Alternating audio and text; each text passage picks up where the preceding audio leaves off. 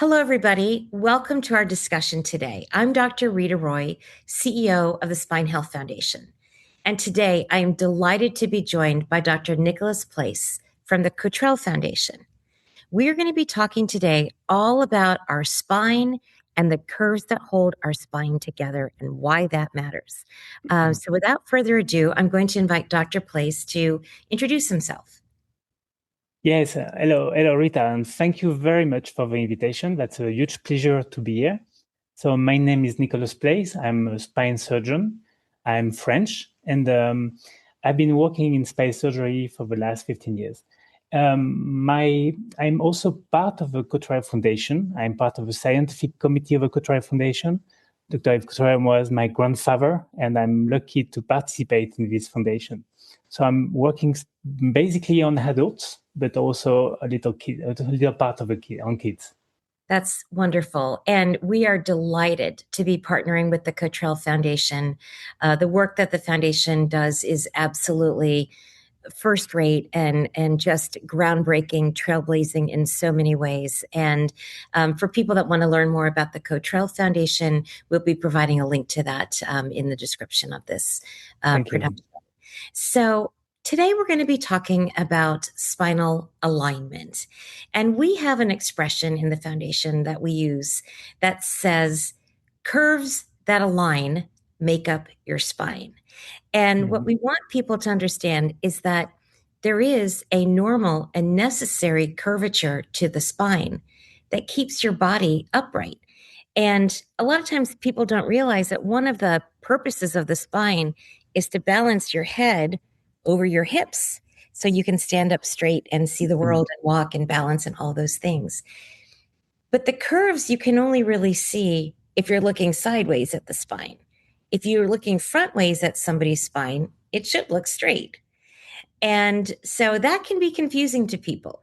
So the normal curves that we're talking about really are only viewed, again, from the side. And we use words like lordosis, kyphosis, lordosis to explain how those curves work. In the condition of scoliosis, those curves get thrown off. And I know that the Cotrel Foundation focuses on this condition. And I'd like to hear from you, Dr. Plais. What are some of the first indications that somebody has that curvature of the spine might not be developing in the right way? Yeah, that's an absolutely fascinating subject topic. When you talk about alignment, I mean, everything is here. When we want to understand why spine is working well or why it's not working well. And we have to understand first that from an evolutive perspective, the human body is very unique. We are the only animal who is able to fully extend his hips and fully extend his knees in order to have a completely straight posture. We are very tall, much taller than what we should be normally, And this unique position of the human body make the spine extremely demanded. We ask to support the weight of your head, which is 8 kilos, the weight of your shoulders, the height of your whole body will be supported by the spine. So I think something we have to understand when we talk about spine health or scoliosis, we have to understand that the bipedal posture of the human body is the key to understand everything. So I'm going to interrupt you there for 1 second. Yeah, of course. And you just said something so interesting, the bipedal structure of the human body. What exactly does that mean? Again, explain that. Yeah, I understand. Maybe to be a little clearer, we have a unique animal who has his center of mass just above the pelvis. Okay, so a cat or a dog will have 4 legs and will support part of his body on 4 legs. We just have 2, and on the 2, we have been trying to stand very straight. And when you look at some monkeys or gorillas, they have only a kyphotic shape doing over their spine. We don't. We want to be straighter, so we need to have 3 curves: lordosis, kyphosis, and lordosis again. So this is possible only because the human body has evolved. And what is fascinating when you talk about scoliosis is that this evolution has created some vulnerabilities in our spine. If you have a kyphotic shape, you will be much more stable, but you cannot stand straight. So we have been looking at small girls, and we have seen that, and there is a team from Netherlands who have been studying that very well, and the team of René Castellin, they've been able to show that some part of our spine are very vulnerable to rotation. And when we talk about scoliosis, we talk about a 3D rotation. We don't look straight or on the side. We have to look at from the top, and you can see that the spine is rotating on itself. Yeah, that's such an interesting point, Dr. Place, because most people have seen, these x-rays of a curved spine before and then the straight spine after, and it's this flat 2D image of Absolutely. curvy spine and then straight spine. But what most people don't realize is that this you have to think of the spine as a 3D structure, like a cone Absolutely. that goes through your body, and that Exactly. and it not only is it curvy this way, it's rotating around off its axis. So the vertebrae that are supposed to be lined up like fish scales in the back get turned. And so it's more complicated than just a sideways curvature. It's actually a 3D rotation of that spine. And that's what makes it so complicated for surgeons to try to fix, either through bracing or through surgery.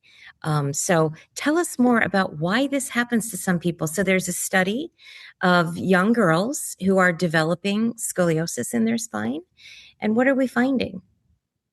Yeah, exactly. I think you have used a very interesting word, which is the name of cone. The cone of economy is a very famous concept, which is very easy. We have based on our 2 feet, we have a capacity to be straight, and you can be straight a little on the left, a little on the right, a little above. But this is a very normal possibility because you in this circle you will have to do it with absolutely no need of using your strength. It's just like a normal position without any excessive muscular activation. When you go outside of a cone of economy, if I'm trying to bend too much, at some time I will fall. And that's what we want. We want a spine that will have a good margin and be quiet without requiring too much muscle activation in this cone.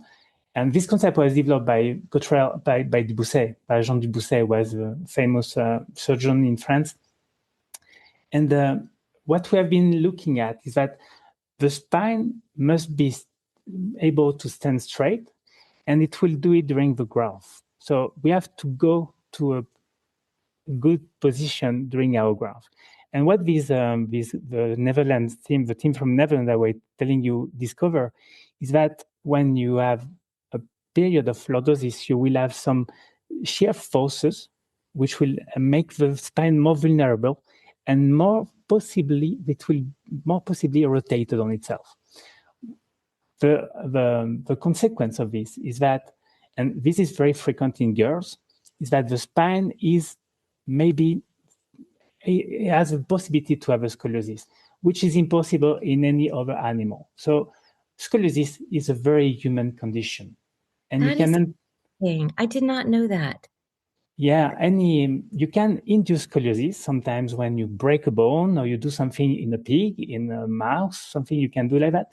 But if you don't have gravity and you don't have a bipedal model, you don't have scoliosis. You can have deformity of the spine, but not scoliosis, not the rotation. So it's why when we talk about scoliosis, Jean Dubousset and Yves Cotrel was always saying, look at the 3D deformation. If not, it's not a scoliosis. You can have a bad posture, you can have a kyphosis, but it's not a scoliosis. It's not a scoliosis. So the definition, the definition then of scoliosis is that rotational element that's causing the curvature. And, the big question. So, the big question that people ask is, why do some people get it? Right. And I think that has been a question at the heart of the Cotrel Foundation's incredible research legacy. So can you share with us some of the things Cotrel Foundation is doing to look at answers to that question? Yeah, thank you for the question, because it's really one of the big motivation of our foundation. My grandfather, when he was in 2000, so 25 years ago now, he had made quite a very successful career. He had the opportunity to work a lot, and he wanted, but he had at some point arrived to the conclusion that there is now a lot of tools to treat better scoliosis. And it's right, we have excellent doctors, we understand it better, we can brace it, we can make surgery, but there is still a mystery. Why a small girl, 8 years old, 10 years old, and if you look at her, she has a perfect spine. It absolutely no problem. This is beginning suddenly to have a rotation, and a rotation that can lead her to a very severe deformity in the future if you don't do anything. So how is it possible? What are the deep causes of scoliosis? So we've been looking at that. Of course, there were some scientists working on these questions, but they were all over the world. They had no really a forum where to talk about it. So the foundation had begun in the first years to look for teams who are interested. One of the first was Nancy Miller in the United States, and to try some people interested in scoliosis and understanding the causes of scoliosis. And the foundation has been providing grants and the space where they can, all these teams who are coming from different disciplines, neurology, images, engineers, surgeons, all together to discuss about only one subject, etiology. So to make it a little more understandable, because you cannot imagine how complex it is, we have divided our researchers in 4 fields. The first one is biomechanics. And just to explain for our audience, you Yes. used a scientific word, which is it's a beautiful word, etiology. And that means cause of, reason why, right? What is the Exactly. reason? What is the etiology? What is the scientific basis for why that curve starts to turn in some people during their childhood? Yeah, because it's completely different when we talk about idiopathic scoliosis. Idiopathic is another nice word, but means we don't know. So it's no idea why. It just happens. That's exactly. So you have some congenital scoliosis, which means that we can see that the bone is incomplete, or there is a hemivertebra, or something is happening, but you can see like a developmental. exactly a developmental. Absolutely. So that's a kind of scoliosis which is also very important, but it's different. Idiopathic means that when you look at the spine, it looks normal, and suddenly it's going to be pathological, and we don't know why. So as I said, we have been dividing the research field in 2 big fields, in 5 big fields. 4 of them from the beginning, and we have a new one, which is quite fascinating. I would like to give a few words on it. Mm-hmm. The first one is biomechanics, as I told you. Mm-hmm. Our conclusion is that there is small vulnerabilities of the spine, which are going to make it possible to the spine to have a scoliosis. And the point is that when scoliosis is beginning, it has its own inertia. It's going to make it worse every day. So if you don't stop it, the inertia may, in some cases, lead to progression. So we're going to try to understand the muscle, the disc, the bones, and to understand where exactly is the deformity and what is causing it. So biomechanics is very important. It's so amazing to me, that concept of the inertia and the turning, that it's almost like empowering itself to keep going, Absolutely. right? Yes. And so is that where the ideas around bracing come into effect? Absolutely. That's the basic, I guess. When you brace a kid, the objective is to maintain the curve in a normal range, is in a not too bad range. If you go over 45 degrees, 50 degrees, you know that the risk of progression will increase, especially if it's a lumbar spine, in the lumbar spine. But if you achieve to finish your ground with 45 degrees, probably you can live all your life with your mild scoliosis and have a completely normal life. So this is, I think that's a very important subject, and we have seen it. The scoliosis, when it's beginning to rotate and it's going worse, really can progress every day more.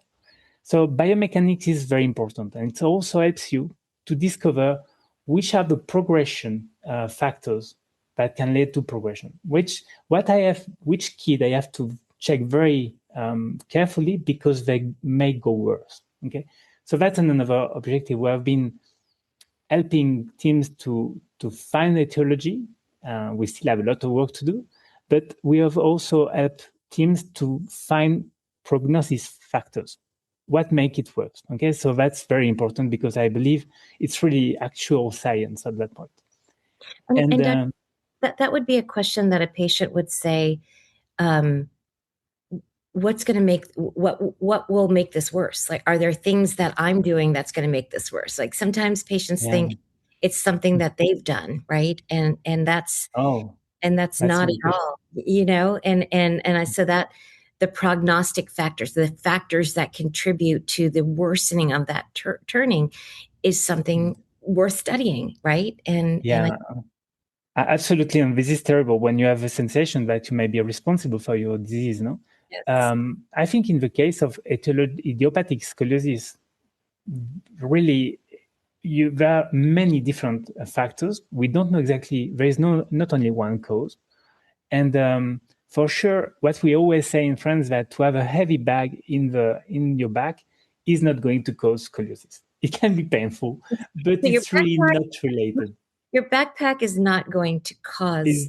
Exactly. It's maybe not a good idea to have a heavy pack for the children, but it will not be the cause of scoliosis.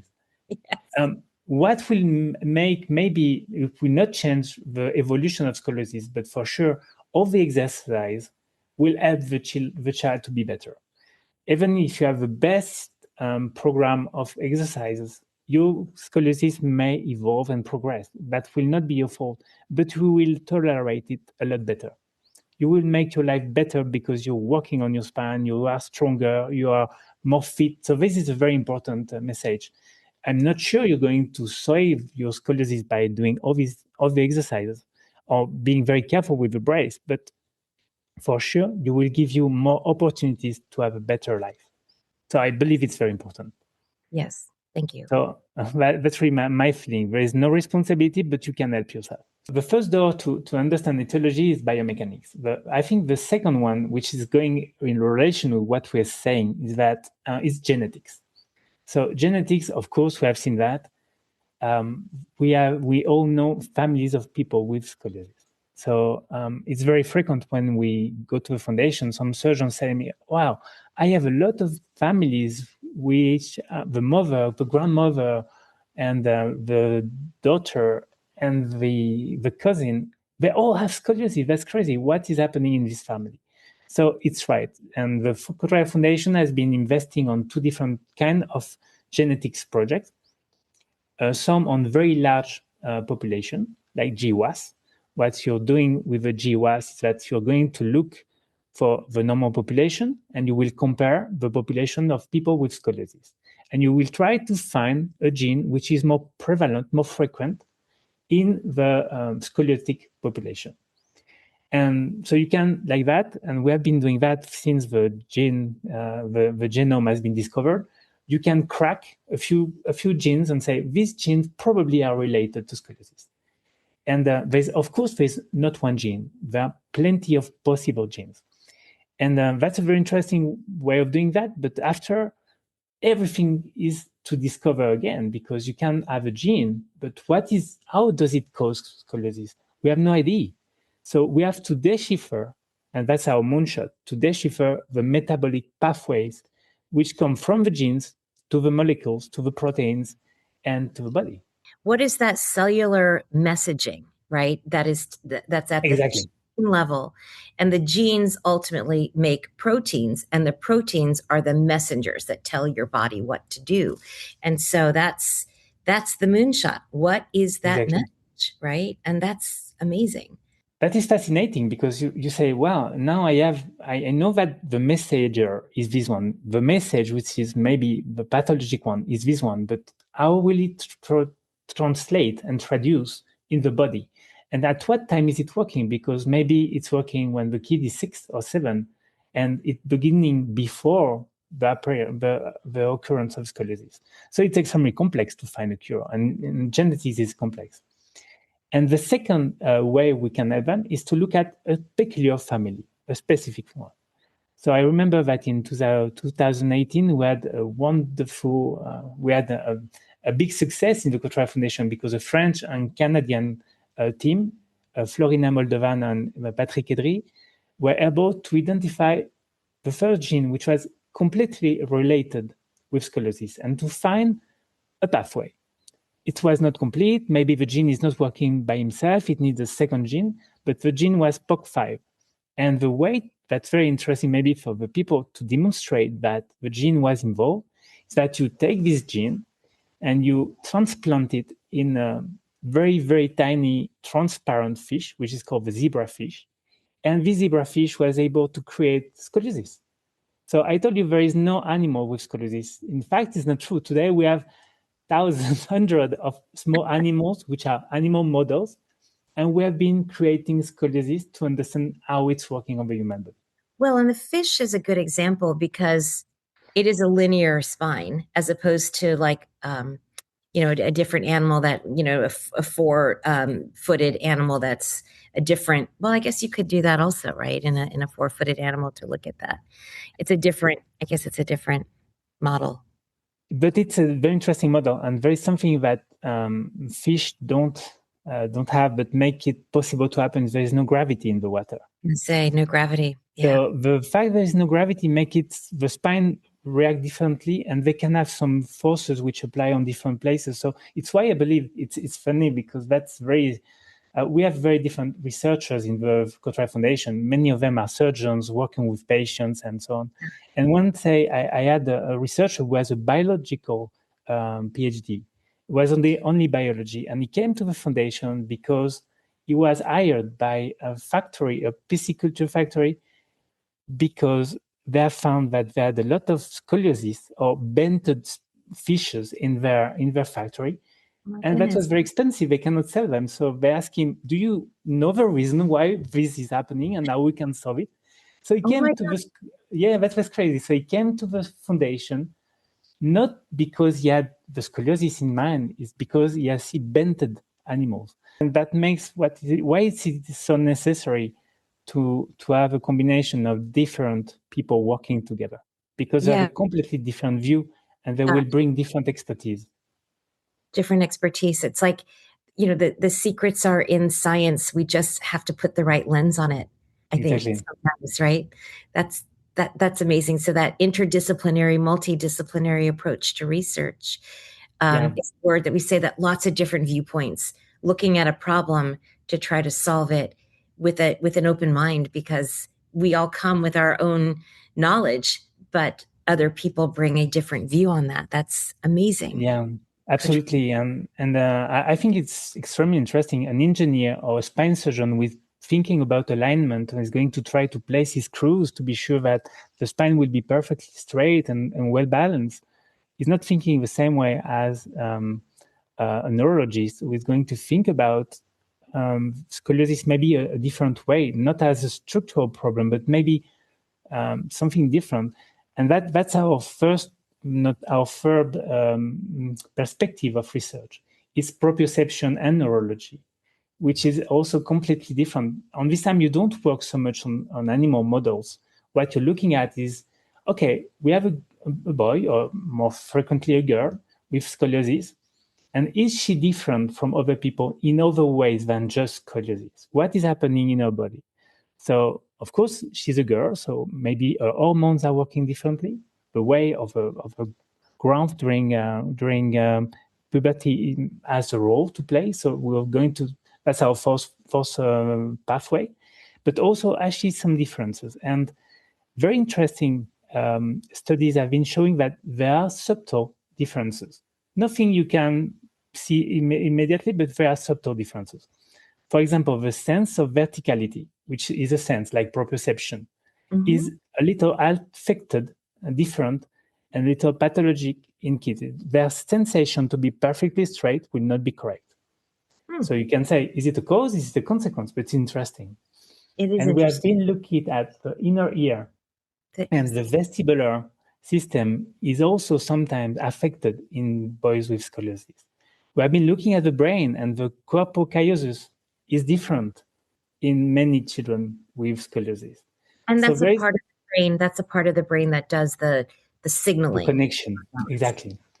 So all these differences, proprioception, the way you feel, the proprioception for people is the sense who make you feel how is the position of your body. It's Maybe you kind of can. like some kids. Let's take the example, the analogy to an amusement park, and some kids that go spinning around on some of those spinny rides have a high tolerance for that, and some Absolutely. don't, and some just do it at all. And that's because our brain, our proprioception, our balance receptors are all different. We all have different biology there. So it's interesting that in the scoliosis patient, there may be some connection to that because the balance is going to be compromised. That's exactly. And there is a very interesting team in Israel. It's the Elazar team, and they have created a model. It's a mouse which is on 4 feet, which sometimes they make the mouse bipedal. In this case, it's interesting because they don't touch the animal, but they have blocked the proprioception of the trunk of the mouse. And incredibly, we have seen some scoliosis in this model. So this is a very strong evidence that proprioception is related to scoliosis. So these subtle differences. Neural signaling. Exactly. It's why I was saying when you're a surgeon, you think about scoliosis as a bone issue or disc issue as a structure. When you're a neurologist or otorino, you're looking at the spine a very, very different way. You're beginning to see it as maybe a very subtle neurological disease. And maybe idiopathic scoliosis is a result of very different vulnerabilities in the body. Biomechanics, maybe your spine, maybe your brain integration. And with a very important genetic presence. So everything together make a complete and complex structure picture of what is etiology and what is the scoliosis. That is incredible and so exciting and so inspiring. We are in this data era of information and genomics and omics and proteomics and like these advanced ways of being able to do advanced genetic studies to accelerate discovery. And what an exciting time to be a researcher looking at a problem like this, figuring out why it happens to some people and what we can do about that. I just feel that with the help of the Cotrel, because all of these things takes funding to be able to research these things. And so, of course. An organization like Cotrel that is singularly focused on this disease condition and really diving deep into it in all the ways it's such a gift to humanity, honestly. And thank you very much. And amazing and exciting for those discoveries to happen. I'm just absolutely, I would love to go to some of these labs and see some of these experiments. I mean, it would be kind of cool to take a camera around and talk to some of the researchers. Maybe that's for a future project, Dr. Plais. That would be fantastic. Yeah. As we've been on for a while here, and this has been so fascinating. Just a couple of things that people ask about. One of the questions, you've talked a little bit about measuring the degrees of curves and knowing when different decision points need to be made in the current state of treatment of idiopathic scoliosis. The decision to brace or not to brace, that is one question we hear a lot about. And then the other question with the brace is, how do we know if it's working? Can you talk with us a little bit about the decision on when a child should be offered a brace? Yeah, I think the basic idea is a little what we have been saying before. It's the possibility. I think it's always a complex decision to brace a kid. So I will not give any sentence which is definitive. I think you always have to talk with the surgeon or with the doctor who is going to follow you. He has to understand your context, your family, what you can do. But the idea of the brace is very clear. I'm going to try to maintain in a nice range my spine, my scoliosis. I don't want it. I don't want the spine to go to progress too fast. And in the future, I'm pretty sure we will have excellent help to decide who is going to be braced successfully and who is not going to be braced successfully. We will define some biomarkers which will show you this curve is progressing, and I will not bother myself with placing a brace, which is not easy for a kid, Sure. because I know it's not going to work, but on this kid, it's going to work. So I Yeah. think we're progressing, we're improving on that. Before it was the same for everybody. It's not working on everybody. It's why sometimes it has a bad information, a bad, I'm sorry, Reputation. That's bad right. reputation. Thank you. Yeah. A bad Yeah. reputation because you brace and the curve is going away anyway. So you say, wow, what's the matter? I've been 2 years with a brace and it's a sacrifice. I'm completely aware of that. But it's because we're still learning and we're proposing the best of the science at the moment we have it. No? And Yes. so I think the idea is if I still have a lot to grow, the brace may help me to avoid surgery, which is, I believe, a great idea to avoid surgery because maybe you will be better after surgery, but you will have a spine with surgery. So if you can avoid it, it's a lot better. So, Yeah. but if you're finishing your graft, brace is not very useful. So it really depends when you come to see your doctor. Yes. And the other point there, I think that you're making is that a brace isn't going to reverse curvature that may already be there. It will just perhaps stop it from curving more. Is Yeah, that right? It's not. it's So, correct. It is yeah. correct. There is in very young kids, some casts have been able to reverse, but in the majority of kids, it's not going to reverse. It's just going to stop progression, Stop and progression. that's very important. I mean, Right. it doesn't have to come back to normality, but when you have a spine, the rotation has begun. It's not going to go back. Yeah. Yeah. So interesting. And the other point you made with the brace is that the brace is only going to work in the growing spine, and you want to be Absolutely. able to catch it sort of early. And so that leads me to pointing out an incredible program that the Cotrel Foundation has throughout France, which is the forward bend test in identifying scoliosis, the identification of this condition through a fairly simple test is very, very important because you want to catch it early. If you catch it too late, the brace isn't going to work. Your options are fewer. Can you tell us Absolutely. a little bit, just a little bit about that program from the Cotrell Foundation? Yeah, yes, of course. I believe that this program was not the main, our main activity is clearly a research. We want to find the cause of etiology of scoliosis. But when you listen to so many people talking about the scoliosis in different way, it's like pushing you to action. You say, that's nice, but I have to do something today because the answer may last some years. So what can we do for our patients? And one very logical answer was at the beginning, we have to say that scoliosis does not mean fear, does not mean exclusion. It's not because you have a rotated spine that your spine is not solid or is not competent. There is a famous dancer now in Paris who has a scoliosis. She doesn't have a bad scoliosis or a very severe one, but she has a clear scoliosis, and she's dancing in the Opéra de Paris. So it's incredible. So you can do a lot of things with your scoliosis. And scoliosis does not mean exclusion. You may have a brace, but you have to do sport. So created first a program which was called Scolympiad.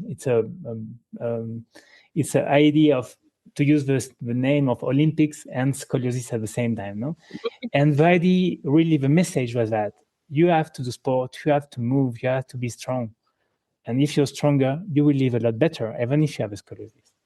And when we were doing these days, we were inviting families to come and to make sport, to every kind of sport, no? And we were thinking, oh, it could be nice to maybe explain them what is basic of the screening of scoliosis. So we began to do some screening. saying, okay, the kids can come, we'll explain it, we will look at them. So the point is that when you're 12, 11, you're beginning to be shy. You don't like to show your body. And Right. my advice for families is please look at your children naked. Look at the spine, or when you're on the beach, look at them, because small deformities can be found sometimes. So it's not, we have to do a very responsible screening, because as everything, if I believe I have scoliosis and I have to make a lot of x-rays to check it is not, will have a lot of children who will receive x-rays they don't really deserve. So the screening must be very professional, but I believe it has a lot of value. We have seen that many children have never been examined in France. So we have begun to develop a more complex program of screening. The French education has said that all the kids must be analyzed when they're in the 6th grade, when they're 11. So we're helping them to train the nurses who are going to look at the backs. And we have been surprised to see how many things we discover.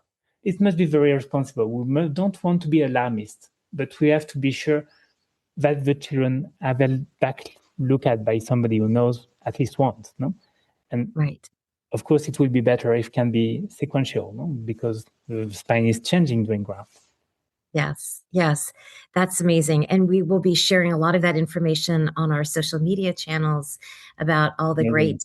great work that you're doing, and some of the messages there about playing in sports and continuing to dance. We're actually running a dance class series with a woman who's a dancer on Broadway who has scoliosis. So really good news for living with this condition. And it's thanks to people like you and your grandfather and all of the folks involved in Cotrel Foundation, the researchers who benefit from your grants and your foundation, that we can live with this condition and we can make things better for people. It's amazing. Dr. Plais, we've been talking a lot about young girls having adolescent idiopathic scoliosis. That's the condition where we don't know where the scoliosis comes from, but do young boys get it as well? Yeah, you're right. You're right. And it is absolutely true. If when you look at the numbers, you're right that girls are mostly affected. We have 90% of girls and 10% of boys, but of course, boys also can be affected, and you have to look at the shape of. You have to do the same screening for boys and for girls. Boys, for example, are more oftenly affected by kyphosis, so they can also have pathologies. But it's true that scoliosis is mainly on girls, but can affect boys. And I believe that it's an important aspect of etiology. We have to understand how the hormones for girls and boys affect the etiology of scoliosis. What is the role of estrogen? What is the role of the hormone growth? We have to understand that better. But this has been a wonderful introduction to the Cotrel Foundation, to the incredible hope that is being created for these patients and for these families. And any closing words of wisdom, Dr. Plais? Thank you thank you again for the invitation. I'm so happy to have been able to share this conversation with you. That was a wonderful opportunity. Just to say what is, as a conclusion, I would like to stress the fact that we will not find the solution of scoliosis alone. The Cotrel Foundation has only one idea, is to look at very excellent teams, very good researchers, and bring them together just for them to have the opportunity to talk and go forward. We will find it, but working together, for sure, we will find it before. So I believe that we need the National Spinal Foundation. We need to. We were so proud to be part of your coalition, because we really believe in that. Going together, bringing together possibly different people, different way of thinking, we'll find a better solution and we'll find it faster. So I think it's a good message of hope for the patients. Thank you so much. Better together. We'll be better together for sure.